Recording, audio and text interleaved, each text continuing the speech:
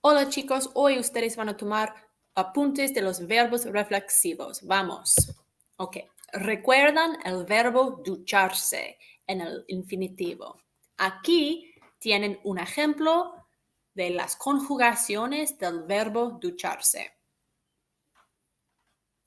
So take a look. What are the key features? What is it that you notice about this verb? Hopefully, the main thing that you notice is that all of the conjugations have the reflexive pronoun.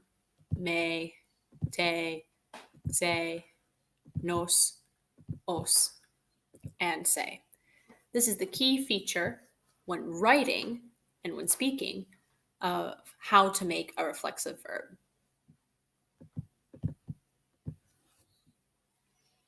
Ok, ¿cuáles frases contienen un verbo reflexivo? Hay algunos ejemplos aquí.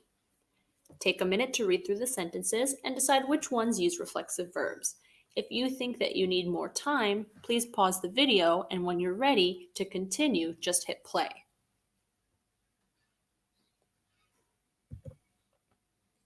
Ok, las respuestas. Tenemos 4 frases con verbos reflexivos. So, if you take a look at these, the one thing that they all have in common is that they use the reflexive pronoun. The me, te, se. If we had some examples with nosotros, there would be nos, vosotros, it would be os, and the ellos form uses se. So, what do we have?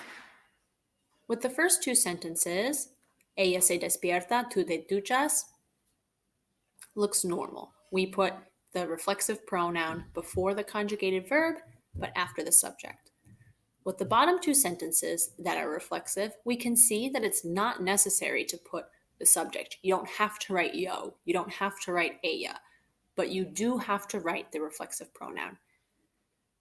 If we look at the other 4 sentences, yo ducho, that's not grammatically correct. If you're saying that I'm taking a shower, you have to write yo me ducho. Mi madre acuesta al bebé. This one is an interesting example because acostarse means to go to sleep.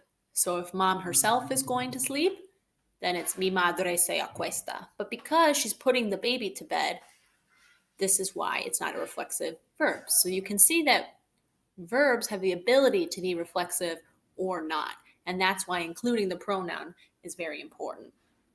Le gusta, we know that le is not a reflexive pronoun. It's an indirect object pronoun. And we will see that more when we take review notes on verbs like gustar. And nosotros levantamos, again, is incorrect because we need nosotros nos levantamos to mean we get up. Or if you want to say that we lift something, you need to tell me what it is. Los verbos de la rutina diaria. Aquí 3 listas. So as you can see, most of these verbs should be familiar to you because we've learned them to say I wake up, I get dressed, I brush my teeth, I put on clothes, etc. However, if there are some verbs that you don't know what they mean, please take the time to look them up, jot them down in your notes so that way you have that information available to you. In the infinitive, we include the se, so afeitarse, ponerse, desvestirse.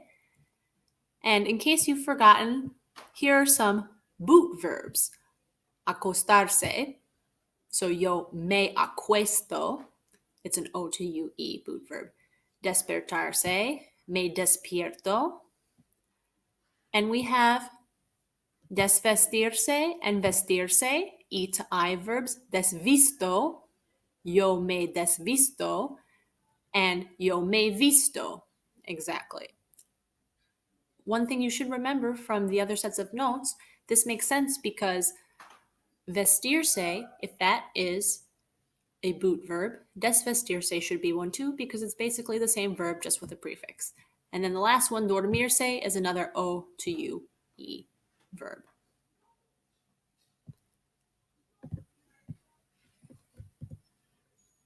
The big thing about reflexive verbs means that the action happens to oneself. That's the key takeaway, is that whatever action I am doing or the person is doing, I'm receiving it, or that same person who's doing it is receiving it. And jumping off of that, that means that many other verbs can be reflexives. It's not just the ones from the daily routine, the ones that we've seen here. And I can show you a couple of examples.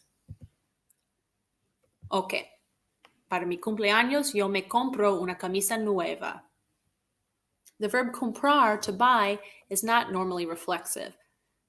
You can buy food at the store, you can buy anything. But in this sentence, we're saying that because it's my birthday, I decided to go treat myself and I got myself a new shirt.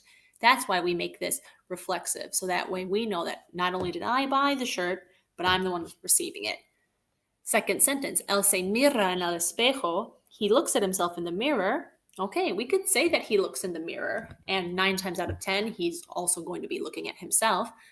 But maybe he looks in the mirror and he sees something in the background. This sentence makes it clear that he looks in the mirror in order to look at his own face or to take a look at himself. And so there you have it. Si ustedes tienen preguntas, por favor, díganme en clase. Gracias por escuchar.